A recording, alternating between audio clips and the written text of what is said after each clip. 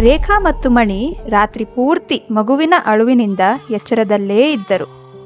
ಬೆಳಗ್ಗೆ ಆಗುವಷ್ಟರಲ್ಲಿ ಇಬ್ಬರು ತುಂಬಾ ಸುಸ್ತಾಗಿದ್ದರು. ಇವನು ಯಾಕೆ ಅಳೋದನ್ನೇ ನಿಲ್ಲಿಸ್ತಾ ಇಲ್ಲ? ಮಣಿ ಕೋಪದಿಂದ ಕೂಗಾಡಲು ಮುಂದಾಗುತ್ತಾನೆ.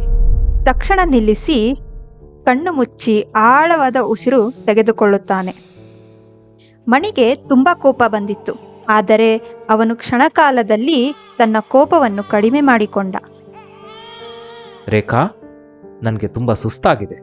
ಕೆಲ್ಸಕ್ಕೆ ಹೋಗೋ ಮುಂಚೆ ನನಗೆ ಸ್ವಲ್ಪ ವಿಶ್ರಾಂತಿ ಬೇಕು. ನನಗೆ ಅರ್ಥ ಆಗುತ್ತೆ. ನೀನು ಸ್ವಲ್ಪ ಮಲಗು, ನಾನು ಅಷ್ಟರಲ್ಲಿ ಅಡುಗೆ ರೆಡಿ ಮಾಡಿಬಿಡ್ತೀನಿ. ಆದರೆ ನನಗೆ ಮಗುವಿನ ಆರೋಗ್ಯದ ಬಗ್ಗೆನೇ ಸ್ವಲ್ಪ ಹೆಚ್ಚು ಚಿಂತೆ ಆಗಿಬಿಟ್ಟಿದೆ. ಯಾವುದಕ್ಕೂ ಒಂದ್ಸರಿ ಭಾನುವಾರ ಒಟ್ಟಿಗೆ ಆರೋಗ್ಯ ಕೇಂದ್ರಕ್ಕೆ ಕರ್ಕೊಂಡು ಹೋಗೋಣವಾ? ಓ, ಒಳ್ಳೆ ಐಡಿಯಾ.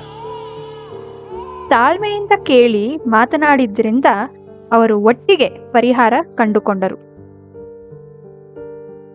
ರೇಖಾ, ಇವತ್ತು ನಾನು ನಿನಗೆ ಏನು ಸಹಾಯ ಮಾಡಲಿ? ಹಾಗೆ ಬರಬೇಕಾದ್ರೆ ಸ್ವಲ್ಪ ತರಕಾರಿ ತಗೊಂಡು ಬಂದರೆ ಸಾಕು. ಖಂಡಿತವಾಗಿ. ಜೀವನದಲ್ಲಿ ಕಷ್ಟಗಳು ಇದ್ದಿದ್ದೆ. ಆದರೆ ಒಬ್ಬರಿಗೊಬ್ಬರು ತಾಳ್ಮೆ, ಸರಿಯಾಗಿ ಕೇಳಿ ಮಾತನಾಡುವುದರಿಂದ ರೇಖಾ ಮತ್ತು ಮಣಿ ಒತ್ತಡದ ಬೆಳಗ್ಗೆಯನ್ನು ಶಾಂತವಾಗಿಸಿಕೊಂಡರು.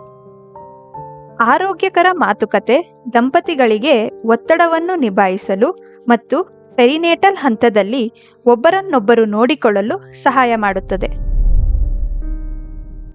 ನನಗೆ ಹೀಗೆ ಅನಿಸುತ್ತಿದೆ ಎಂಬ ರೀತಿಯಲ್ಲಿ ಮಾತನಾಡುವುದು ಆರೋಪವಿಲ್ಲದೆ ಭಾವನೆಗಳನ್ನು ಹೇಳಲು ಸಹಾಯ ಮಾಡುತ್ತದೆ ಮತ್ತು ಮುಂದಿನ ಅತಿರೇಕದ ಪರಿಣಾಮವನ್ನು ಕಡಿಮೆ ಮಾಡುತ್ತದೆ.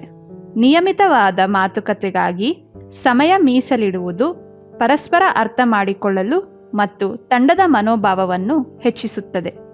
ಬೆಂಬಲದ ಪ್ರಶ್ನೆಗಳನ್ನು ಕೇಳುವುದು ಸಂಬಂಧಗಳನ್ನು ಹೆಚ್ಚು ಬಲಪಡಿಸುತ್ತದೆ.